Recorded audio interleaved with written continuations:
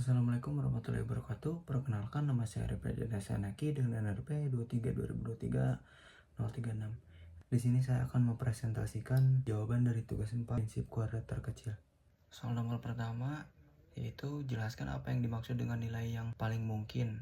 Nilai yang paling mungkin adalah nilai yang memiliki peluang terbesar untuk muncul dalam suatu distribusi data atau percobaan statistik. Dalam distribusi data, MPV merupakan nilai yang memiliki frekuensi tinggi atau probabilitas terbesar dibandingkan nilai lainnya. Secara umum, ada beberapa konteks di mana MPV sering digunakan. Yang pertama, data diskrit. Misalnya, jika nilai ujian yang paling sering didapat adalah 80, maka 80 adalah MPV dari data tersebut. Yang kedua, ada distribusi kontinu. Dalam distribusi probabilitas kontinu seperti distribusi normal, MPV adalah titik puncak atau nilai maksimum pada kurva distribusi. Pada distribusi normal, MPV seringkali bertepatan dengan mean atau rata-rata atau median, terutama dalam distribusi simetris. Yang ketiga, fungsi kepadatan probabilitas. Dalam konteks probabilitas, MPV adalah nilai variabel yang memaksimalkan PDF. Ini adalah titik di mana kemungkinan atau kepadatan probabilitas mencapai maksimum. Selanjutnya, soal nomor 2. Jelaskan syarat hitung perataan kuadrat terkecil tertimbang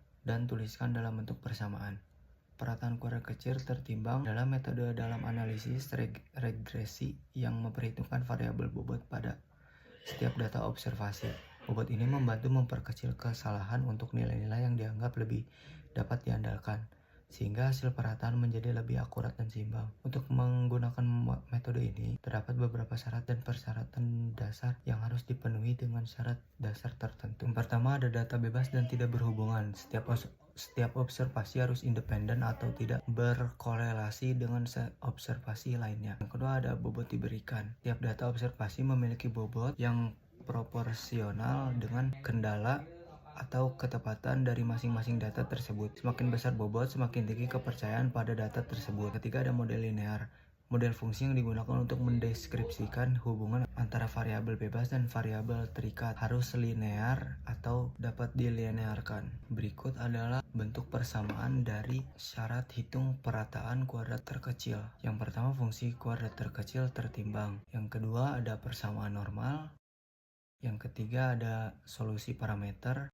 Selanjutnya ke soal nomor 3. Apa yang dimaksud dengan model stokastik? Apa fungsi model stokastik dalam hitung perataan? Model stokastik adalah model yang digunakan untuk menganalisis sistem atau proses yang melibatkan elemen ketidakpastian atau variabilitas acak. Dalam model stokastik, variabel-variabelnya dianggap sebagai variabel acak yang mengikuti distribusi probabilitas tertentu. Model ini sering digunakan dalam situasi di mana hasil atau nilai yang diharapkan tidak bisa diprediksi secara pasti karena adanya faktor-faktor acak atau gangguan dalam data. Berikut beberapa peran model stokastik dalam hitungan perataan. Yang pertama adalah mempresentasikan ketidakpastian observasi. Model stokastik memungkinkan kita untuk mempertimbangkan ketidakpastian dan kesalahan pengukuran dalam data. Dengan menganggap data sebagai variabel acak, model ini membantu dalam memperkirakan nilai rata-rata yang mungkin terjadi, sekaligus mengakui adanya kesalahan atau variasi acak. Kedua, ada menentukan bobot pada observasi. Dalam hitung perataan, bobot pada observasi dapat ditentukan berdasarkan varians dan covariance data. Yang keduanya bergantung pada model stokastik. Observasi dengan varians yang lebih kecil dianggap lebih dapat diandalkan dan diberi bobot lebih tinggi. Dengan kata lain, model stokastik membantu dalam menemukan tingkat kepercayaan terhadap setiap data observasi berdasarkan ketidakpastian yang menyertainya. Yang ketiga, meningkatkan akurasi estimasi dalam metode hitung perataan. Seperti metode kuadrat terkecil, model stokastik memungkinkan estimasi parameter dengan akurasi yang lebih tinggi karena memperhitungkan variasi acak dalam data.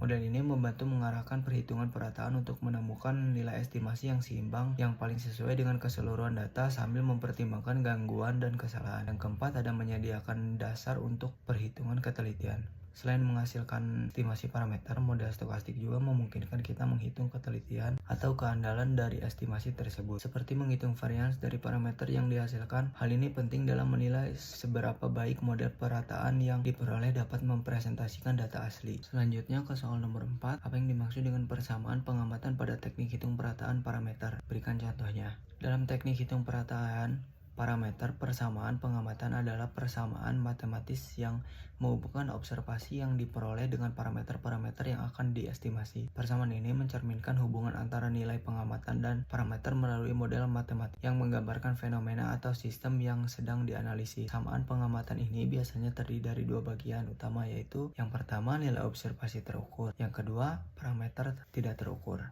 Persamaan pengamatan digunakan untuk membentuk sistem persamaan linear atau non-linear yang bisa diselesaikan untuk menemukan nilai terbaik dari parameter-parameter tersebut, biasanya melalui metode perataan seperti metode kuadrat terkecil. Berikut adalah contoh dari pengamatan pada teknik hitung perataan yang menggunakan contoh numerik.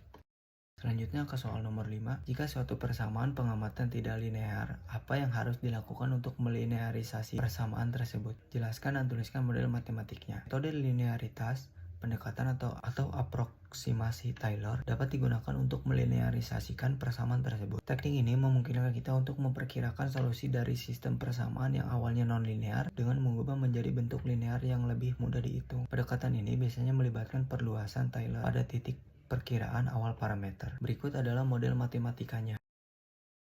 Selanjutnya ke soal nomor 6. Hitung nilai yang paling mungkin untuk A dan B pada persamaan di bawah ini dengan menggunakan metode kuadrat terkecil. Anggap observasi memiliki bobot yang sama. Yang pertama, 3A ditambah 2B sama dengan 7,80 ditambah residual 1. Yang kedua, ada 2A dikurangi 3B sama dengan 5,55 ditambah residual 2. Yang ketiga, 6A dikurangi 7B sama dengan 8,50 ditambah residual 3. Berikut adalah cara penyelesaian dari soal nomor 6.